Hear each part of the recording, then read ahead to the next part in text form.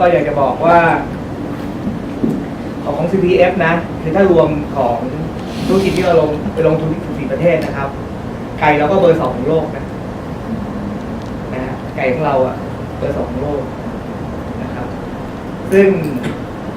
ในโลกนี้นะฮะในโลกนี้นะครับอุตสาหกรรมอย่างที่น้องมาดูวันนี้นะครับ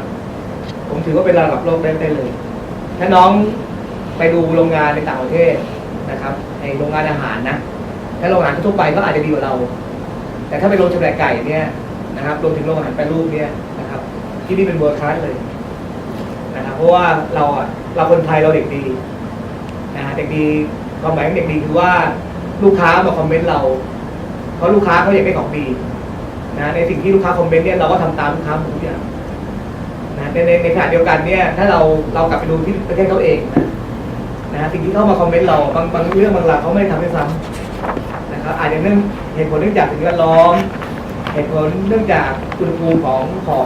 องประเทศไทยถูกไหมว่าประเทศไทยอยู่ในเขตร้อนฉะนั้นเขตร้อนเนี่ยไอ้จุลินทรีย์พวกเราทราบอยู่แล้วว่ามันจะโตเร็วนักอุณหภูมิเท่าไหร่ถูกไหมฮะแต่ประเทศเมืองหนาวนะอุณหภูมิมันก็เป็นผลบวกต่อเขาอะทำให้สิ่งที่เขาต้องดูแลเนี่ยนะอาจจะน้อยกว่าเราฉะนั้นวันนี้น้องมาเนี่ยนะผมคิดว่าน้องไปคุยได้เลยว่า CPF เนี่ยเป็นโรงงานระดับโลกจริงอธิบายก่อนนะคะในส่วนของภาพรวมธุรกิจนะคะของธุรกิจที่นี่นะคะเราเรียกว่าธุรกิจแปรรูปเนื้อไก่ครบวงจรนะคะครบวงจรในที่นี้เนี่ยคือครบวงจรยังไงนะคะเราจะมีธุรกิจตั้งแต่ต้นน้ำกลางน้ำจนถึงปลายน้ำนะคะโครงสร้างธุรกิจครบวงจรภาษาอังกฤษเรียกว่า vertical integration นะคะซึ่งสามารถนะคะตรวจสอบย้อนกลับได้นะคะทุกขั้นตอนเลยนะคะต้นน้ำกลางน้ำจนถึงปลายน้ำนะคะสั้นๆว่าฟีดฟาร์มฟู้ดเนาะนะคะเมื่อกี้ที่อธิบายไปแล้วนะคะเรื่องความสัมพันธ์ของแต่ละอย่างอย่างที่นี่นะคะเป็นโรงงานชำแหละนะคะส่วนหนึ่งก็จะชำแหละเป็นเนื้อไก่สดอนามัยนะคะส่งขายทั้งภายในประเทศแล้วก็ส่งออกด้วยนะคะส่วนหนึ่งก็จะเป็นอาหารแปรรูปนั่นเองนะคะเป็นไก่แปรรูปปรุงสุกนะคะแล้วก็อาหารพร้อมทานจะจำหน่ายทั้งภายในประเทศแล้วก็ส่งออกเช่นกันทั้งในแบรนด์ของสินค้า CP เองแล้วก็แบรนด์ของลูกค้าชั้นนำต่างๆทั่วโลกนะคะในประเทศไทยเนี่ยจะมีอยู่ด้วยกัน3ที่นะคะแต่ละที่ก็จะมีวงจรของแต่ละวงเองนะคะเหมือนอย่างฟีดฟาร์มฟู้ดนะคะที่แรกก็จะเป็น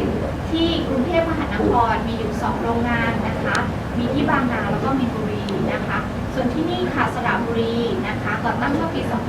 2532 นะคะตอนนี้อายุ20 ปีแล้วนะคะโรงงานส่วนโรงงานใหม่แล้วก็ใหญ่ที่สุดตอนนี้นะคะตั้งอยู่ที่โคราชนะคะตั้งเมื่อปี 2547 ค่ะจะเป็นโรงงานที่ใหญ่ที่สุดแล้วก็ทันสมัยที่สุดตอนนี้นะคะในส่วนของกำลังการผลิตค่ะถ้ารวมกันนะคะทั้ง3โรงงานนะคะต่อวันก็จะผลิตไก่สดอยู่ที่ประมาณชำแหละ 900,000 กว่าตัวเลยนะคะแล้วก็โรงงานแปรรูปก็ประมาณ 1,000 ตันนะคะต่อเดือนนะคะเนื่องจากที่นี่นะคะเป็นโรงงานผลิตอาหารนะคะดังนั้นเรื่องมาตรฐานเนี่ยสำคัญมากที่สุดเลยนะคะ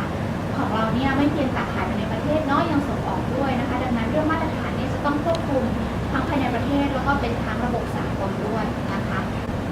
นอกเหนือจากมาตรฐานนะคะของการผลิตต่างๆแล้วก็คุณภาพอาหารนะคะเรายังเน้นในส่วนของด้านนะคะด้านระบบการจัดการที่ด้านสิ่งแวดล้อมแล้วก็ด้านความปลอดภัยนะคะแล้วก็ด้าน energy ด้วยในส่วนที่ผลิตนิดนึงนะคะตั้งแต่อาหารสัตว์เลยค่ะแล้วก็ฟาร์มโรงฟักแล้วก็โรงงานแปรรูปเนื้อไก่นะคะและตัวอย่างสินค้าที่ผลิตที่นี่นะคะจะมี2แบบเลยนะคะทั้งไก่สดนะคะแล้วก็ไก่ปรุงสุกนะคะไก่ปรุงสุกก็จะผ่านกรรมวิธีหลัก4อย่างนะคะมีทั้งนึ่งทอดอบแล้วก็ย่างนะคะสินค้าที่น้องๆเห็นเมื่อกี้นะคะไม่เพียงแต่ส่งขายภายในประเทศยังส่งออกไปยังตลาดต่างประเทศด้วยนะคะอย่างหลักๆนะคะเราส่งไปหลากหลายประเทศเลยนะคะมีทั้งฝั่งยุโรปแล้วก็ฝั่งเอเชียนะคะแต่ลูกค้าหลักๆของโรงงานสระบุรีนะคะก็จะอย่างฝั่งยุโรปก็จะเป็นประเทศอังกฤษนะคะอย่างฝั่งเอเชียก็จะเป็นประเทศญี่ปุ่นนะคะแล้วก็มีตลาดอื่นๆนะคะอย่างเช่นตะวันออกกลางเซาท์แอฟริกานะคะแล้วก็มีแคนาดาด้วยนะคะ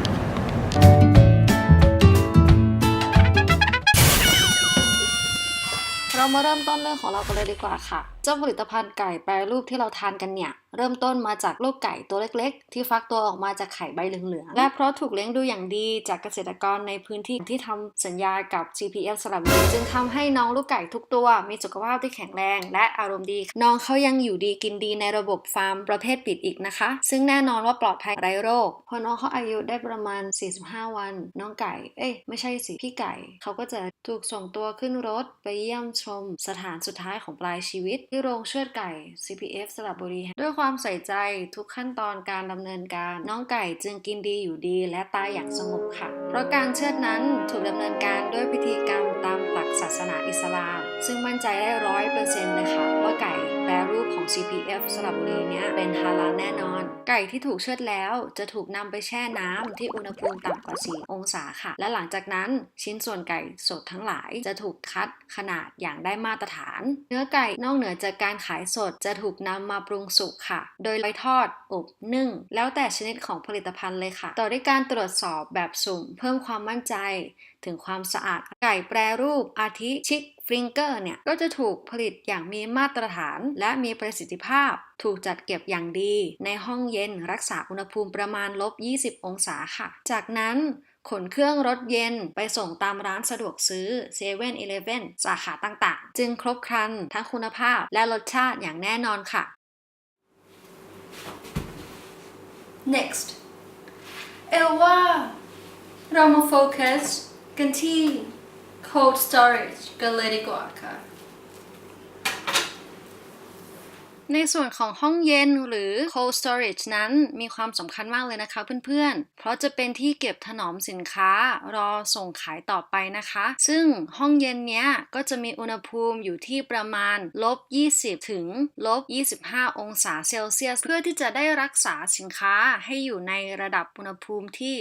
-18องศาเซลเซียสค่ะซึ่งสามารถยับยั้งการเจริญเติบโตของแบคทีเรียได้เป็นอย่างดีโอเคค่ะเพื่อนๆงั้นเรามาพูดถึงเรื่องลักษณะของห้องเย็นกันดีกว่าเนาะในรูปที่เพื่อนๆเห็นเนี้ยก็คือแบบแปลนของห้องเย็นนะคะในส่วนของตัวห้องเย็นนี้ก็จะมีหลายรูปแบบอยู่เหมือนกันนะแต่วันนี้เราจะพาเพื่อนมาดูตัวอย่างที่เราได้มีโอกาสเข้าไปดูของจริงใน CPF สระบุรีกันนะคะในส่วนข้างหน้าของตัวอาคารที่เดินเข้ามาเนี่ยก็จะเห็นออฟฟิศหรือ packaging room ซึ่งเป็นพื้นที่เอาไว้สำหรับตรวจดูความเรียบร้อยของสินค้าก่อนที่จะนำเข้าไปเก็บภายในนะคะถัดไปก็จะเป็นห้องเปลี่ยนชุดและรองเท้าอยู่ข้างๆซึ่งใช้พื้นที่ไม่มากนักอยู่ทางฝั่งขวาล่างนะคะเพื่อนๆสังเกตไหมคะว่าทำไมตัวอาคารเนี่ยถึงต้องเป็นรูปสี่เหลี่ยมเหตุผลที่เขาจะต้องถูกจัดให้เป็นพื้นที่สี่เหลี่ยมเนี่ยก็เพราะว่ารถยกจะได้ทำการขนส่งสินค้าได้อย่างสะดวกสบายผ่านด็อกนั่นเองต่อไปก็คือด็อกเนาะด็อกที่เอลซ่าเปิดประเด็นไปเมื่อกี้นี้ไม่ใช่ด็อกที่แปลว่าสุนัขนะคะแต่เป็นด็อกที่แปลว่าส่วนประตูสำหรับการขนถ่ายสินค้าขึ้นลงรถเย็นค่ะเขามีเอาไว้เพื่อที่จะขนถ่ายสินค้าไปยังจุดหมายปลายทางต่อไปในการเข้าออกห้องเย็นก็จะต้องมีกฎระเบียบเพื่อความปลอดภัยสำหรับผู้มาเยือนนะคะซึ่งหลักๆก็คือการแต่งตัวที่เหมาะสมสำหรับอากาศในห้องนั้นคนที่เข้าไปตรวจจะต้องอยู่ไม่เกิน15นาทีและคนนับสต็อกไม่เกิน30นาที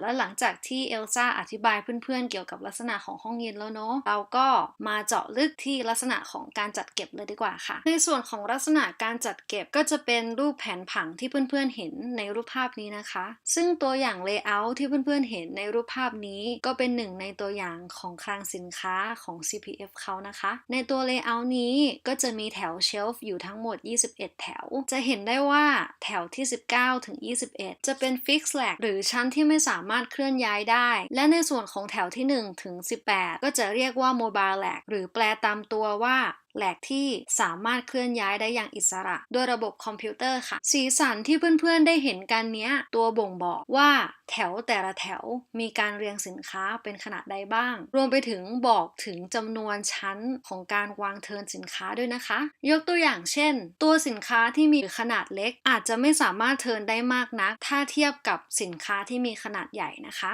ตัวสินค้าสีเหลืองที่ระบุอยู่นี้ก็คือตัวสินค้าขนาดเล็กเป็นตัวอย่าง ก็จะนิยมอยู่ตรงกลางห้องเย็นเพื่อหลีกเลี่ยงการเคลื่อนย้ายให้มากที่สุดหรือใส่เป็น Fix Rack ไปเลยค่ะส่วนสินค้ากล่อง Big Box ใหญ่และเล็กจะถูกจัดเอาไว้เป็น Mobile Rack ตามธรรมดาอยู่แล้วข้อดีของการบริหารคลังสินค้าโดยใช้แถวที่สามารถเคลื่อนย้ายได้นั้นทำให้เกิดความคุ้มค่าในการบริหารเนื้อที่ที่จำกัดค่ะรวมไปถึงช่วยให้ประหยัดเนื้อที่และค่าก่อสร้างเริ่มต้นได้เป็นอย่างดีก็ยังสะดวกและลดเวลาเคลื่อนย้ายสินค้าด้วยนะคะเพราะไม่ต้องใช้รถเคลื่อนย้ายขนาดเล็กวิ่งไปรอบๆคลังสินค้าเลยสำหรับการนับสต็อกสินค้านั้นพนักงานก็จะนับกล่องสินค้าตามตำแหน่งของพาเลตนั้นๆซึ่งให้ความสะดวกและง่ายดายในการนับตามชั้นโดยแต่ละกล่องสินค้าก็จะมีรหัสบาร์โค้ดที่สามารถเช็คที่มาของสินค้าได้โดยส่วนใหญ่ที่นี่ก็จะนิยมขนส่งโดยการใช้ตู้คอนเทนเนอร์ติดแอร์เป็นหลักลูกค้าบางรายอาจจะติดตั้งเครื่องเช็คอุณหภูมิเพื่อตรวจสอบคุณภาพของการขนส่งก่อนนำสินค้าเข้าสู่ตู้คอนเทนเนอร์ในแต่ละครั้งและก่อนที่จะเดินทางพนักงานก็จะตรวจสอบความปลอดภัยและคุณภาพความสะอาดก่อนเสมอนอกจากนี้การควบคุมเวลาในการขนย้ายสินค้าจากห้องเย็นสู่รถเย็นก็เป็นส่วนที่สำคัญเหมือนกันนะคะเพื่อนๆในส่วนของ CPF สระบุรีนี้เขาจะมีการควบคุมระยะเวลาในการขนส่งอยู่ที่ประมาณ45นาทีจนถึง1 ชั่วโมงครึ่งในแต่ละครั้งนะคะทั้งนี้ทั้งนั้นก็ขึ้นอยู่กับขนาดของสินค้าในการขนส่งแต่ละล็อตด้วยโดยถ้าหากว่าสินค้าที่เราต้องการที่จะขนส่งมีขนาดเล็กหรือเป็นกล่องเล็กนะคะเราก็จะใช้แรงงานคนในการขนย้ายนั่นเองแต่ถ้าหากว่าสินค้ามีขนาดใหญ่หรือเป็นกล่อง Big Box เราก็จะมีการใช้ Forklift ในการขนย้ายซึ่งใช้เวลาน้อยกว่ามากเอาละค่ะในที่สุดเอลซ่าก็ได้หาคำตอบให้กับทุกคนไปเรียบร้อยแล้วนะคะหวังว่าจะได้ความรู้ไม่มากก็น้อยเนอะสำหรับวันนี้เอลซ่าก็ต้องขอลาไปก่อนนะคะไปแล้วนะคะบาย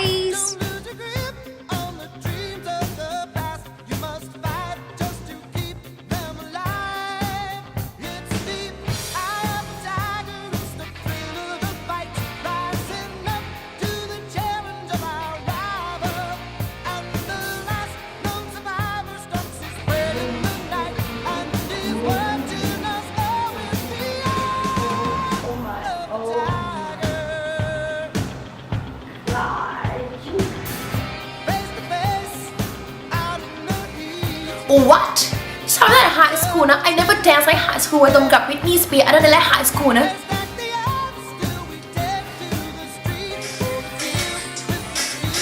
ยี่ค่าที่จะบอก พี่บอกมึงคือที่นี่เหมือนคนเข้าทรงอ่ะมึง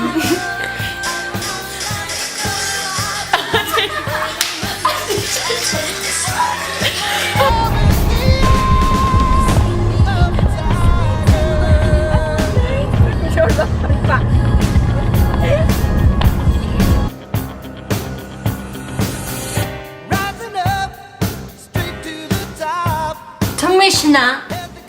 เอลจะเอาปี๊บมาคุมหัว